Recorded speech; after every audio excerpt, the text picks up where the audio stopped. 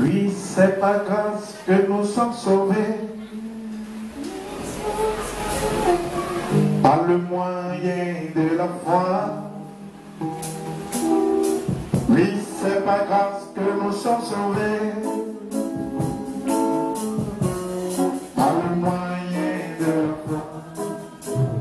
Oui, c'est par grâce, oui, c'est par grâce que nous sommes sauvés. Nous sommes sauvés par le moyen de la foi. Oui, c'est par grâce, oui, c'est par grâce que nous sommes sauvés. Par le moyen de la foi. Oui, c'est par grâce, oui, c'est par grâce que nous sommes sauvés. Nous sommes sauvés par le moyen de la foi. Oui, c'est par grâce, oui, c'est par grâce que nous sommes sauvés. Par le moyen de la foi. Que le Seigneur vous bénisse. Nous allons sans plus tarder dans nos Bibles et toujours poursuivre dans notre sujet. Ce qui nous intéresse dans ce temps-ci, c'est la préparation, nous le savons, des manches de l'agneau. Chacun doit pouvoir s'armer de courage et de la force que nous donne le Seigneur dans le but de pouvoir travailler de plus en plus pour son salut. Nous avons vu la dernière fois sur les alliances. Nous avons eu à parler des deux alliances, n'est-ce pas?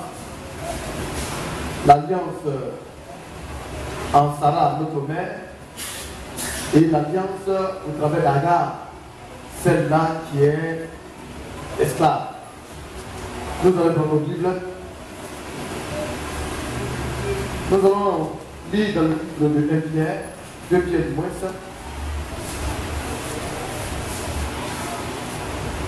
2 Pierre chapitre 1.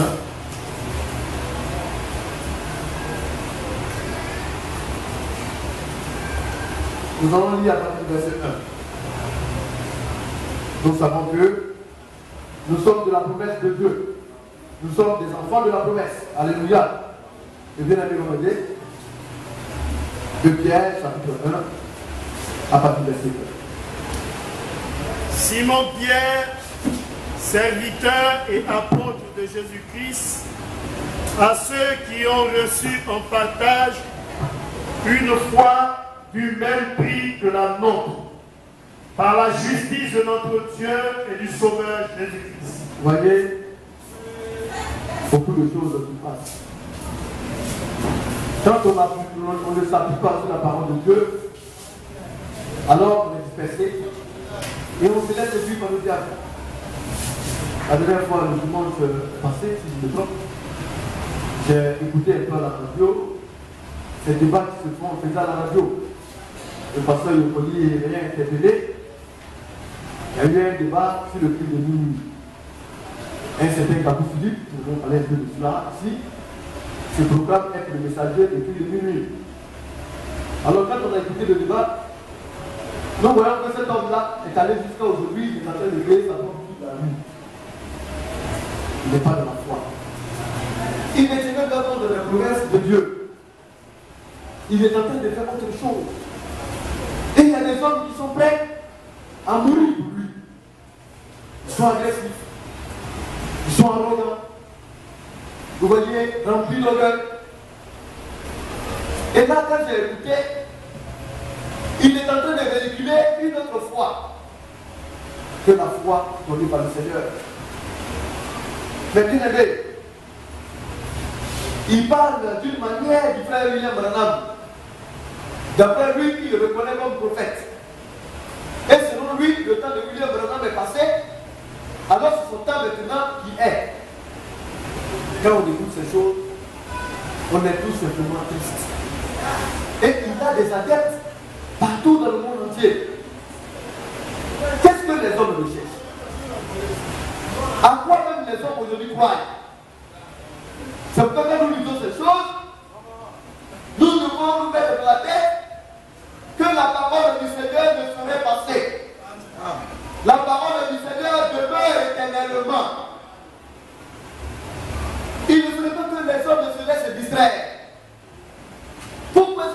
va venir créer une autre chose que ce que Dieu a donné.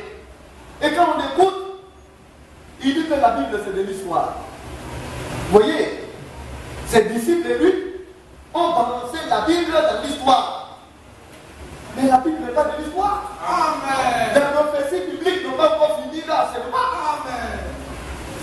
C'est pourquoi les enfants de Dieu doivent se baser sur les promesses de Dieu.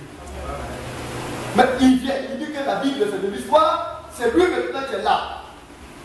Quand il vient, il dit, quand le prophète arrive, il doit pouvoir écrire son livre. Alors lui, il est venu Dieu l'envoyer pour écrire un autre livre. Et que la Bible n'est plus d'actualité. Mais c'est parce qu'il a aveugle.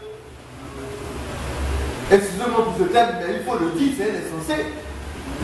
Parce que s'il avait l'esprit de Dieu pour comprendre, il allait comprendre que la parole de Dieu, c'est l'absolu de tous ceux qui se disent prophètes et serviteurs de Dieu. Et cette parole-là ne serait jamais passée.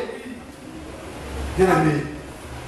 C'est pourquoi quand nous écoutons l'apôtre Pierre, qui s'est dit esclave, parce que dans notre version, serviteur de Dieu esclave. Simon Pierre, serviteur ou esclave, et apôtre de Jésus-Christ. À ceux qui ont reçu un partage, alléluia, nous partageons. C'est quelque chose qui nous est commun. Ce n'est pas eux seulement, mais ça a commencé par eux et ça a duré jusqu'à ce que le Seigneur vienne. On partage cela. Voyez, tu as reçu un partage une foi de même prix que la nôtre. Nous avons la même foi. Or, la foi, c'est quoi? La foi, elle vient de ce qu'on entend. Et ce qu'on entend vient de la parole de Christ, dans laquelle se trouvent les promesses de Dieu. Donc, nous avons reçu un partage de cette même foi. Nous n'avons pas inventé une autre foi.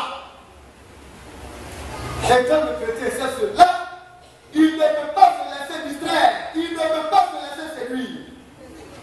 Mais ceux qui sont sans sensation, qui sont friands de mystères, ils vont se laisser avoir. Et quand vous regardez tout ce que dit la Bible, ces choses-là se manifestent en eux. Ils sont arrogants, fanfarons, ils sont intempérants. Comme on le dit, vous voyez, orgueilleux. Ils sont barbares. Et c'est ce qui se passe. Quand j'ai dit à ma bien-aimée, regarde ce qui est en train de se passer. Je te promets que je vais finir par la bagarre. Je dis, regarde.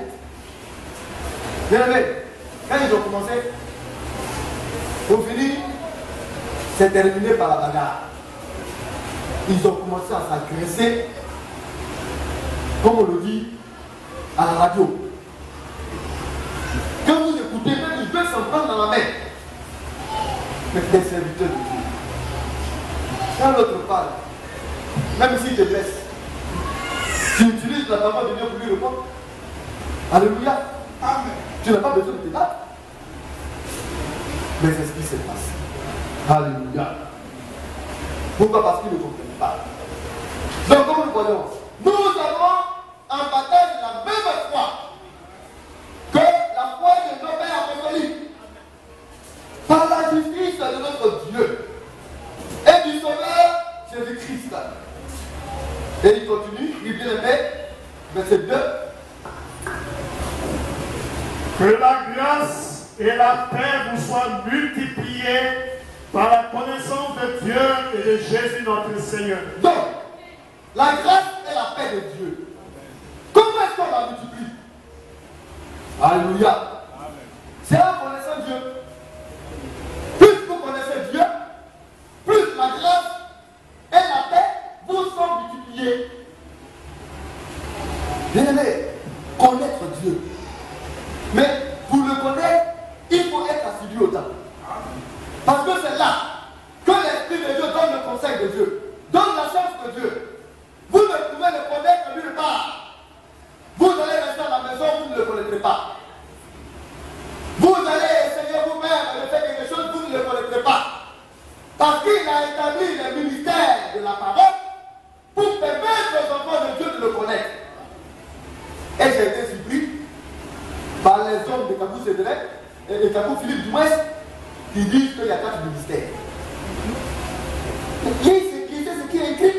Dieu parle de 5 ministères, eux ils parlent de 4 ministères. C'est-à-dire qu'ils disent ce qu'ils pensent. C'est l'évangile de l'homme. Alléluia. Oui, bien aimé, nous continuons. Sa divine puissance nous a donné tout ce qui contribue à la vie et à la piété. Donc, la divine puissance de Dieu. Quelle est cette divine puissance? C'est le Saint-Esprit.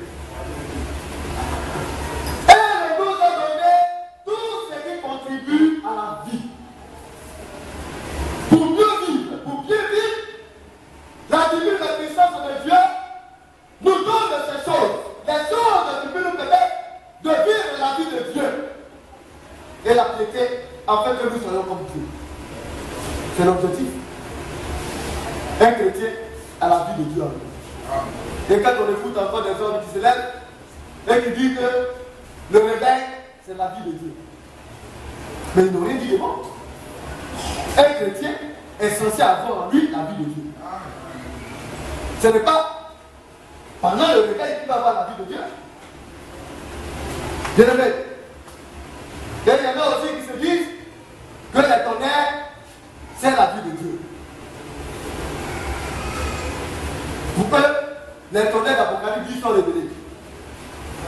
Mais si les tonnerres d'Apocalypse 10 sont révélés, que ce sera la vie de Dieu, mais la vie de Dieu a toujours figuré dans la vie des enfants de Dieu et des serviteurs de Dieu depuis belle direct.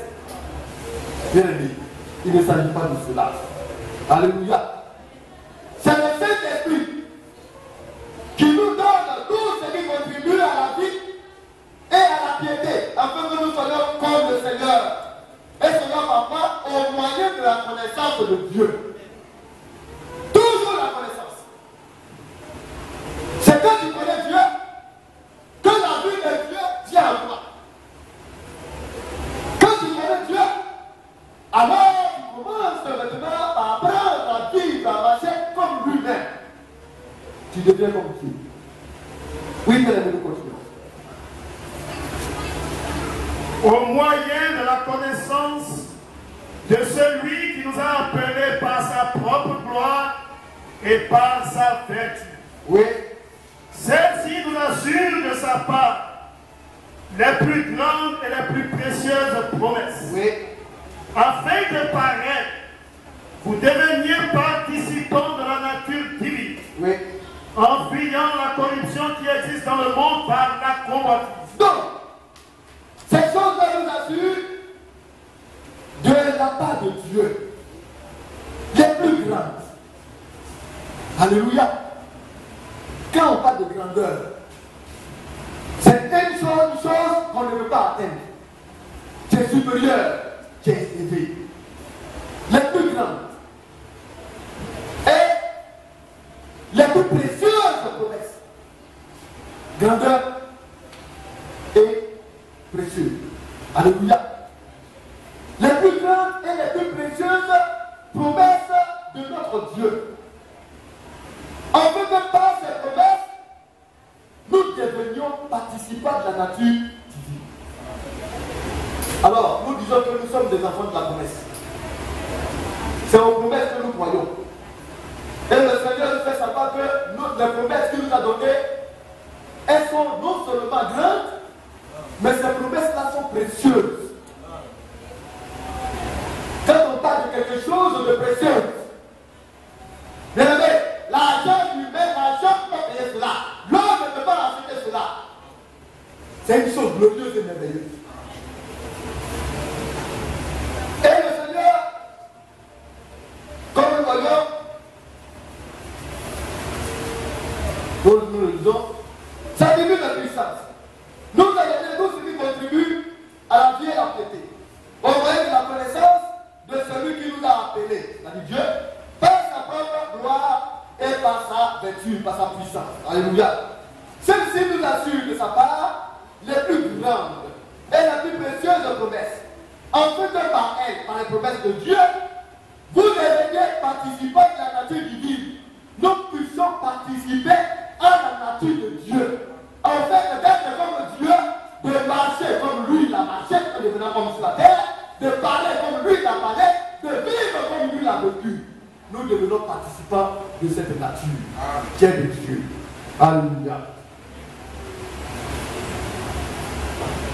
En fuyant la corruption qui est dans le monde par la convoitise. Donc, ayant toute la nature de Dieu, ces choses nous permettent de fuir la corruption. Le monde est corrompu. Mais, comment est-ce que la corruption peut entrer un homme? C'est par la convoitise. Le fait d'appuyer. Tu commences par convoiter. Et tu finis par être à terre. Alléluia. Oui, nous descendons au verset 4. Celle-ci nous assure de sa part la plus grande et la plus précieuse promesse. Oui. Afin que par elle vous deveniez participants de la nature divine, Oui. en fuyant la corruption qui existe dans le monde par la convoitise. À cause de cela même, faites tous vos efforts pour joindre à votre foi la vertu. Donc, les enfants de Dieu doivent fournir des efforts. La marche n'est pas facile. Dieu a besoin des efforts des uns et des autres. Il faut être d'abord conscient. Il faudrait que tu comprennes que tu as besoin de te battre. Et Dieu lui vient, il fait le reste de toi. Nous efforcer. Alléluia. Nous efforcer pour jouir à notre foi. Parce que nous avons reçu cette foi. Cette foi qui vient de ce qu'on entend. Et ce qu'on entend qui vient de la parole de Christ. Elle nous a été donnée. Et cette foi nous est commune avec nos pères apostoliques. Ça nous le savons. À moins que tu ne t'égares et que tu sortes de la foi de Dieu pour épouser notre esprit. Mais déjà, nous sommes de cette foi. La parole de Christ qui a été rétablie, restaurée pour notre temps. Alléluia. Maintenant, sur cette foi, nous devons joindre la vertu. La vertu, c'est une puissance. Et cette puissance nous amène à changer de vie, à changer de comportement. Cette puissance qui est le Saint-Esprit agit dans la vie de chaque frère et de chaque soeur. Pour nous mettre notre vie et la ramène à la nature de Dieu. Nous devons changer. Et c'est pourquoi cette vertu étant là, cette puissance étant là en nous, étant présente dans notre vie, on lui ajoute, on lui a rejoint la connaissance. Donc la connaissance, c'est le fait que vous venez pour écouter. Quand nous écoutons, vous écoutez, cette vertu maintenant prend cette connaissance et la dispose en vous. Si vous mentez et que vous écoutez la parole de Dieu qui dit ne mentez point, alors quand vous allez prier le Seigneur, la vertu vient ôter les mensonges de vous et vous rendre semblable à Christ. C'est pourquoi le chrétien n'est pas un formaliste. Il travaille, il ne se bat, il ne s'efforce. Quand il découvre, quand il entend quelque chose, après qu'il ait écouté, il va maintenant à la maison, ou bien il vient à l'église, il se met à genoux et il crie au Seigneur en lui disant: ta grâce m'a été donnée selon la foi. Seigneur, ôte telle chose de ma vie parce que je vais être rendu semblable à toi. Alors la vertu vient et rend cela possible. Et ensuite, nous disposons des autres éléments. La foi, la vertu, la connaissance, la tempérance, la patience, la piété et l'amour fraternel. Alléluia. Oh bien-aimé, nous avons des promesses. Nous sommes des enfants de la promesse de Dieu. Fils et filles d'Abraham. Alléluia. Nous allons retourner dans le livre de Genèse pour continuer notre sujet. Le chapitre 18. Du verset 1 au verset 2. Du verset 18. Oui. L'Éternel lui apparut parmi les chaînes de Mamré, Oui, nous allons aller jusqu'au verset 6 et 1. comme il était assis à l'entrée de sa tente pendant la chaleur du jour. Il leva les yeux et regarda. Abraham alla promptement dans sa tente vers Sarah et il dit, vite, 3 mesures de fleur de farine, pétris et fais des gâteaux. Oui. Et Abraham courut à son troupeau, prit un veau tendre et bon, et le donna à un serviteur qui se hâta de l'apprêter. Il prit encore de la crème et du lait, avec le veau qu'on avait apprêté, et il a mis devant eux. Il s'était lui-même à leur côté sous l'arbre, et ils mangeaient. Va y prier pour la parole. Éternel, notre Seigneur et notre Dieu, que ton nom soit loué et béni. Amen. Voici que nous venons de faire la lecture de ta parole parce que nous avons été à l'école. Mais nous voulons, Seigneur, notre Dieu, entendre ton langage. Oui. Ce langage, Seigneur, qui, lui, nous exposera les saintes écritures dans leur clarté. C'est pourquoi, Père, nous te recommandons ton serviteur.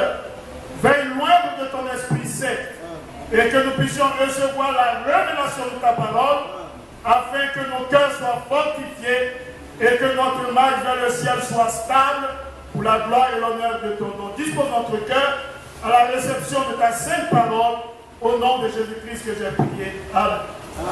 Alléluia. Nous avons environ 15 minutes. J'espère que nous allons révéler aujourd'hui ce petit sujet. Ce sont des thèmes au travers de l'enseignement. Nous nous préparons pour les noces. Mais comment se préparer?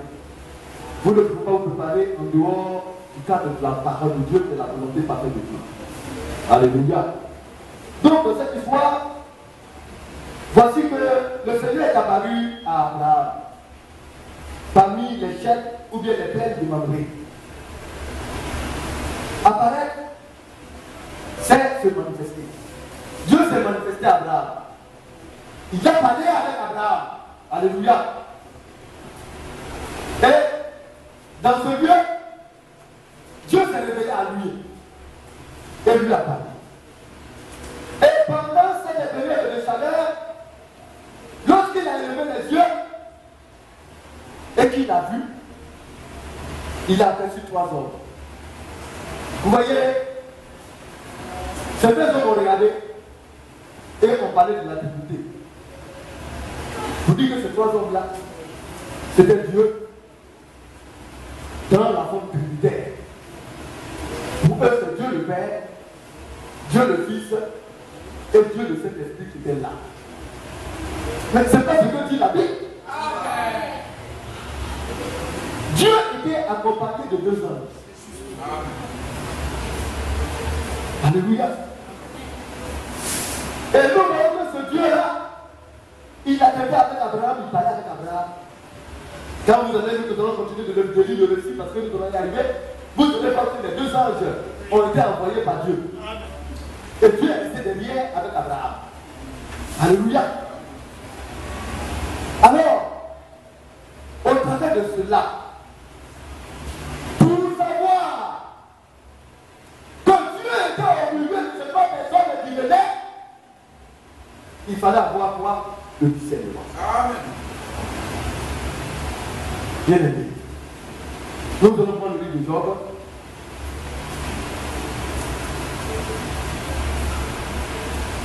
Le Job, chapitre 12.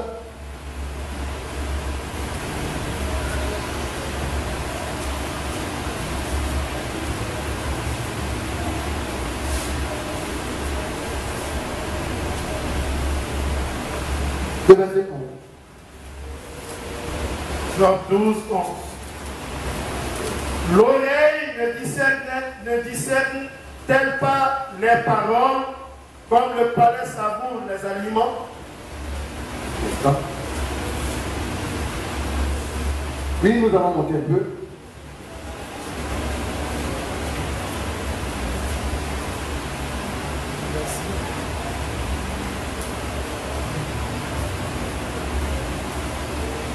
Après verset 8. Parle à la terre, elle t'instruira. Et les poissons de la mer te le raconteront. Oui. Qui ne reconnaît chez eux la preuve que la main de l'Éternel a fait toutes choses. Oui. Il tient dans sa main l'âme de tout ce qui vit. Donc notre Dieu, il tient dans sa main l'âme de tout ce qui vit. Tout ce qui vit est dans la main de Dieu. Oui. Le souffle de toute chair d'homme. Oui. L'oreille ne discerne-t-elle pas les paroles? Donc, quand tu as une oreille, l'oreille c'est pour écouter. L'oreille sert à discerner le langage des hommes. Quand quelqu'un parle, si tu as des oreilles, tu dois savoir apprécier et discerner ce qui se passe. Oui, frère. Comme le palais savoure les aliments. Oui. Alors, quand tu manges les aliments, quand tu dégustes un aliment,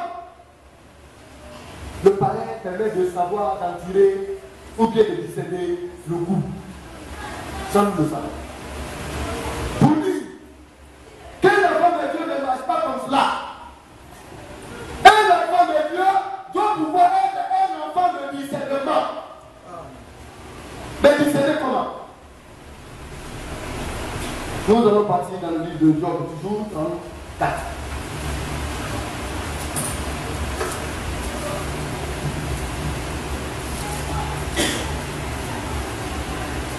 Après verset 1. Et lui reprit et dit, sage, écoutez mes paroles. Que ceux qui sont sages écoutent les discours, écoutez les paroles. On peut dire même des prédications. Oui. Vous qui êtes intelligents, prêtez-moi l'oreille. Alors, que celui qui est intelligent prête l'oreille pour écouter. Oui. Quand l'oreille discerne les paroles, comme le palais savoure les aliments. Donc, quand on goûte un aliment, alors, si c'est bon, on le sait. Si c'est bête, on le sait aussi. Le goût permet de rejeter ce qui est mauvais et permet d'absorber ce qui est bon. De cette manière, l'oreille doit pouvoir rejeter ce qui est mauvais et approuver ce qui est juste et bon. L'enfant de Dieu, il sait écouter. Alléluia. Nous devons savoir écouter. Oui, frère. Nous continuons. Voyons, choisissons ce qui est juste. Alors, pour cela, comme l'oreille va discerner, quand nous écoutons, nous devons pouvoir choisir ce qui est juste. Oui, frère. Voyons-nous ce qui est bon. Et prendre tout ce qui est bon. Dieu nous donne cette capacité. Oui, frère. Job dit, je suis innocent.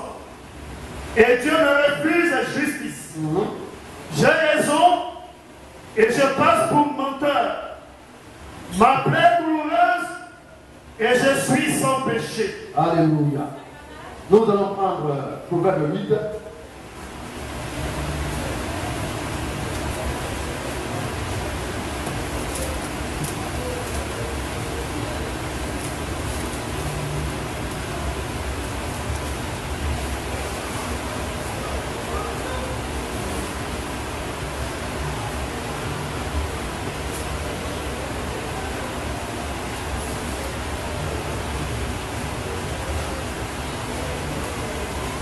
Nous allons lire à partir de verset 4. Verset 4 à vous. Homme, c'est à vous que je crie, et ma voix s'adresse au Fils de l'homme. Stupide, apprenez le discernement. Donc, homme, c'est à vous que je crie. Et ma voix, la voix de Dieu, s'adresse au Fils de l'homme. Alléluia. Que ceux qui sont stupides, ceux qui ont perdu le sens, en autre ceux qui sont un peu fous, alléluia, qu'ils viennent et qu'ils apprennent le discernement. Quand tu n'arrives pas à discerner, à savoir ce qui est mauvais et ce qui est bon, c'est comme si tu es stupide. C'est comme si tu as perdu le sens. Mais tout cela pour dire quoi? C'est en Dieu que nous pouvons avoir le discernement. Oui, frère. Insensé, apprenez l'intelligence. Celui qui est censé, insensé, qui a perdu ses sens, tu es fou, qui appelle à être intelligent. Or, nous le savons selon l'explication que donne la parole de Dieu, la Bible, l'intelligence, c'est le rejet de ce qui est mal.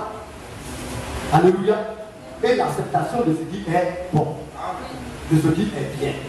Alléluia. Oui, frère. Écoutez, car j'ai de grandes choses à dire. Que le frère fasse attention à l'enfant de l'écouter. Amen. Oui. Et mes lèvres s'ouvrent pour enseigner ce qui est droit. Oui. Car ma bouche proclame la vérité. Oui. Et mes lèvres ont en horreur le mensonge. Donc le Seigneur nous dit d'écouter. Parce qu'il va nous dire des grandes choses. Alléluia. Il va nous révéler des choses précieuses et grandes. C'est en Dieu que nous avons ces choses-là. Les promesses les plus merveilleuses, les plus glorieuses, les promesses les plus grandes. C'est seul en Dieu que nous trouvons ces choses. Et mes lèvres s'ouvrent pour vous enseigner ce qui est droit.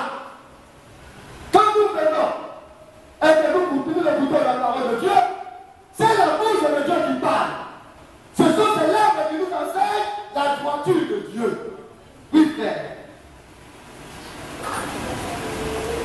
Toutes les paroles de ma bouche sont justes. Donc, les paroles de Dieu qui sortent de sa bouche sont la vérité, sont justes. Oui, frère. Elles n'ont rien de faux ni de détourné. Oui. Toutes sont claires pour celui qui est intelligent. C'est quel verset tu dis? Le verset 9. Tu as suivi le verset 7? Oui. Le verset 7. Oui. Car ma bouche proclame la vérité. Oui. Et mes lèvres ont en horreur le mensonge. Donc, les lèvres de Dieu sont des lèvres sanctifiées. Sa bouche proclame la vérité. Et ses lèvres ont honoré le mensonge. Aucun mensonge ne peut sortir de la bouche de notre Dieu. Oui, frère. Toutes les paroles de ma bouche sont justes. Alors, Dieu est parfait. Toutes les paroles qui sortent de la bouche de notre Seigneur, toutes ces paroles-là sont justes. Oui. Elles n'ont rien de faux ni de détourné. Alors, il n'y a rien qui soit faux ni détourné. Le Seigneur nous conduit toujours dans la voie de la vérité. Oui, frère. Toutes sont claires pour celui qui est intelligent. Alors, il nous appelle à l'intelligence. Quand tu es intelligent, quand la parole de Dieu est apportée, tout est clair pour toi. Mais si tu es insensé, si tu refuses l'intelligence, tu ne comprendras pas pourquoi Dieu fait telle chose. En d'autres termes, tu ne vas pas le discerner. Oui, frère. Et toi, pour ceux qui ont trouvé la science, Oui. préférez mes instructions à l'argent. Et c'est cela le Fils de Dieu. La fille de Dieu, la première chose d'abord qui anime son cœur, c'est la science de Dieu. Les instructions du Seigneur. Mais quand on aime l'argent, plus que la parole de Dieu, cela veut dire qu'on a quelque chose qui ne va pas en nous. Préférez. N'est-ce pas? Mes instructions à l'argent. Les instructions de Dieu se trouvent où? Dans sa maison. Alléluia. Oui, frère. Et la science alors le plus précieux. En la science, c'est la connaissance. Où vous avez trouvé cela? C'est dans sa maison. Quand on parle de ces choses, bien aimé, dans ces choses-là, il y a le discernement. Quand je parle comme cela, est-ce que nous discernions? Ah, le Seigneur me dit de préférer ses instructions à l'argent. Mais pourquoi dit-il de préférer les instructions à l'argent? Les musulmans ont un faux discernement. Ils roulent les voitures. Quand l'heure est de prier, l'ennemi arrive, même s'il doit gagner des millions, il garde leur voiture. Pour leur faux Dieu, ils ne battent pas. Et ils vont faire leur série de prières. Et les chrétiens, le jour de culte arrive, ils ont le choix, la possibilité de décider d'un choix. Quel est le choix? Ont-ils discerné? Ont-ils le discernement pour comprendre entre l'argent et l'instruction de Dieu ce qu'il y a de précieux? S'ils ont le discernement, ils comprendront que c'est l'instruction du Seigneur qui est au-dessus de l'argent. Ils viennent pour écouter l'instruction. Et qu'est-ce qui se passe? Ils préfèrent la science de Dieu, la connaissance de Dieu, plus que de l'or. Et le Seigneur parle de l'or, le plus quoi? De l'or. C'est ça, hein? Le plus précieux. L'or le plus cher. L'or le plus grand. Mais si tu n'as pas de discernement, on a beau te chicoter, on a beau t'interpeller, tu ne comprendras pas. Tu vas montrer les cultes. Or, imaginez-vous, si la science de Dieu est supérieure à l'or le plus précieux, si tu manques un culte où la science de Dieu est régulée, tu perds quelque chose de précieux. Tu perds la richesse. Tu t'oublies. Bébé, un frère, une soeur, il quitte le travail, il vient. Il dit aujourd'hui je suis fatigué. Et puis il reste à la maison, il dort. C'est un choix. Mais tu es fatigué. Demain tu te lèveras encore de bonheur et tu iras chercher l'argent. Demain tu vas te lever bonheur au marché pour vendre de la marchandise. C'est pourquoi? Ça dépend de ton choix. Est-ce que pour toi, l'instruction de Dieu est supérieure à l'argent? Est-ce que pour toi, la science de Dieu est-elle la plus précieuse de l'or? Si tu le sais, alors tu as commencé à perdre des richesses. Ce sont des richesses éternelles. C'est pourquoi, si tu n'as pas le discernement, tu ne sauras pas ce que Dieu fait. Abraham avait le discernement. Abraham, il n'a jamais aimé l'idolâtrie. Il n'a demandé n'importe quoi. Tout parce qu'il est parti se prosterner là, c'est devant les âges, c'est devant Dieu. Lui, il se prosterne jamais devant l'image. Il avait le discernement parce qu'il connaissait son Dieu. Amen. Oui, frère. Car la sagesse vaut mieux que les perles, elle a plus de valeur que tous les objets de prix. Oui. C'est pourquoi Dieu ne veut pas te servir trop. Alléluia.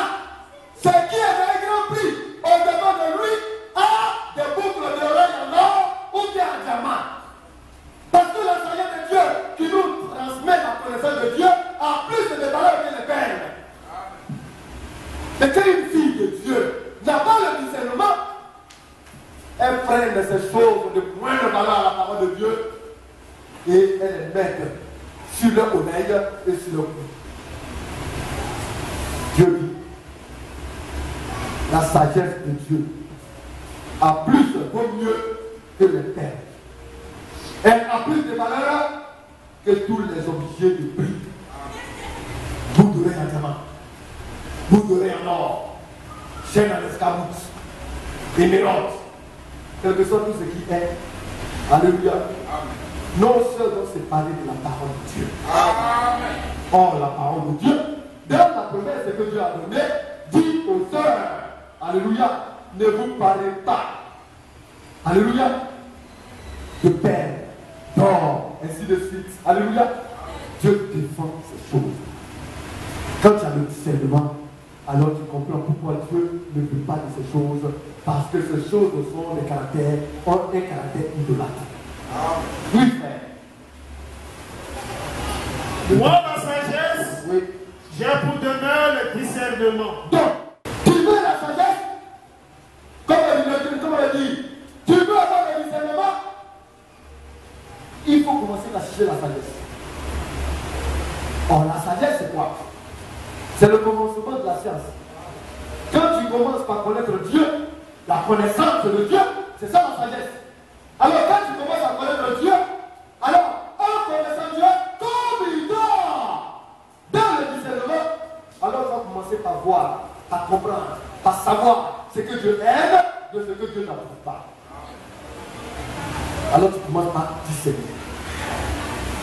Un ange va venir, il va dire, il va briller, parce qu'eux, ils ont le pouvoir. Ce sont des aspirants. Il va venir et commencer à briller comme la lumière. Oui, ce sont des formes de lumière. Et il vient, il dit, je suis Jésus, je suis ton Dieu. Mais si tu n'as pas la sagesse, en d'autres termes, la connaissance de Dieu, tu vas t'incliner parce que toi tu aimes tout ce qui est brille, tout ce qui est or, tout ce qui est diamant, tu aimes cela. Il n'est pas étonnant que ce castre lumineux de Satan est en train de tromper nos frères et sœurs catholiques et ils sont en train de se coucher au devant de lui pensant que c'est à Dieu qu'ils sont en train de, comme c'est Dieu qu'ils sont en train de adorer. Alors il ne s'agit pas de Dieu. Mais pourquoi? Parce qu'ils n'ont pas le discernement. Or le discernement vient par la sagesse qui vient de ce que les mains on connaît Dieu, la connaissance de Dieu. Mais la connaissance de Dieu, où est-ce qu'on l'obtient? Ça va venir à l'église pour écouter la parole du Seigneur. Alléluia. Puis frère, nous avons lu tout là. Verset 12. Oui. Et je possède la science de la réflexion. Oui. La crainte de l'Éternel, c'est la haine du mal. Donc le Seigneur possède la science de la réflexion. La science de la connaissance. La connaissance, c'est que nous savons à réfléchir. Un enfant de Dieu, il réfléchit. Mais, tu es un enfant de Dieu, tu es parti, tu es venu, et puis tu t'assois. Là où tu es là, tu passes à manger. Tu as mangé et puis tu as dormi. C'est quel enfant de Dieu ça? Mais il réfléchit. Hier, ma vie elle fait comment? On dirait que j'ai fait quelque chose qui n'a pas pu rien faire. Parce que j'ai vu le frère, il était un peu bizarre. Qu'est-ce que j'ai fait? Il faudrait que je demande ça. Et puis il réfléchit. Quand je vois le frère, hier, est-ce que j'ai pas blessé par hasard? Et puis le frère dit, oui, frère, tu m'as blessé, mais je sais que ça va. Il dit, oh, pardonne-moi. Mais qu'est-ce qui fait cela? C'est le Saint-Esprit. Mais toi tu marches parce qu'il faut marcher. Tu blesses et tu ne sais même pas que tu as blessé. Tu parles, tu ne sais même pas que par ton langage, tu fuses et tu blesses. Mais si tu as la sagesse de Dieu, tu vas réfléchir. Alléluia. Mais comment se fait-il que depuis un certain temps je n'arrive pas à prier? Il faudrait que je me relève dans la prière. Alors je vais vers celui-là, c'est la force de me permettre de prier pour dire Seigneur, je n'y arrive plus, aide-moi. Tu réfléchis. Tu as la réflexion. Alléluia. Et il dit, je possède la science de la réflexion. Oui, frère. La crainte de l'Éternel, c'est la haine du mal. Alors, la crainte de l'Éternel, c'est la haine du mal. Quand tu crains Dieu, ce qui est mauvais, ce qui est mal, tu le rejettes. Tu aimes ce qui est mauvais. Mais, on l'a dit maintes fois, un frère est là. Son frère agit mal. Mais il dit rien. Or, il sait que le frère n'est pas dans une position adéquate. Selon la parole de Dieu. Les Écritures disent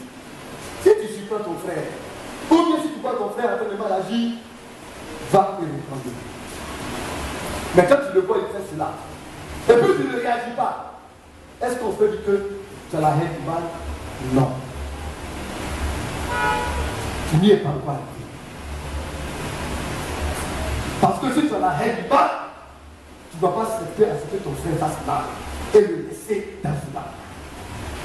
Alléluia. Oui, bien aimé. L'arrogance et l'orgueil, la voie du mal. Alors, quand on est arrogant, oui, quand je parle, c'est moi qui suis là.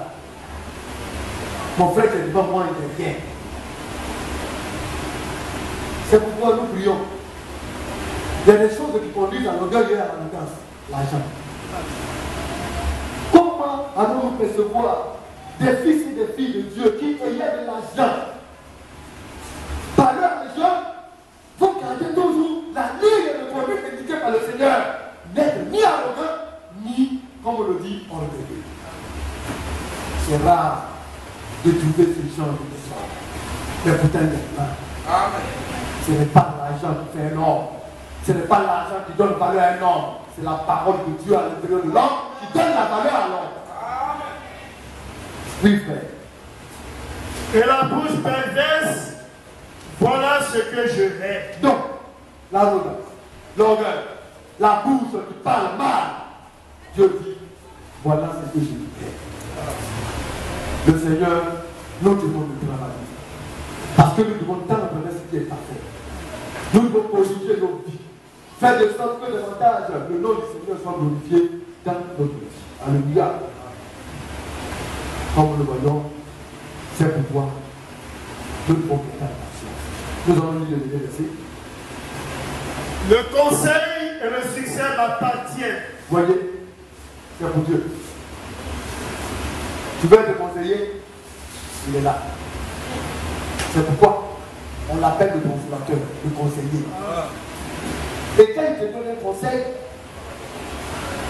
même si ça va durer, tu vas avoir le succès.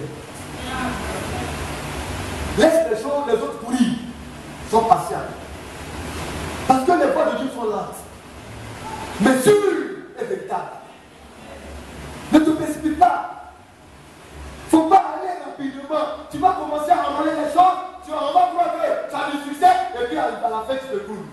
Ça ne sert à rien. Mais il faut aller dans le marché sur le banc.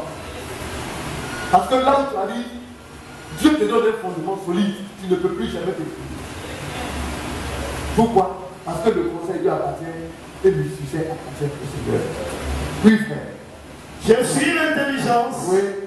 La force est à moi. Il est l'intelligence et la force est à lui. Alléluia.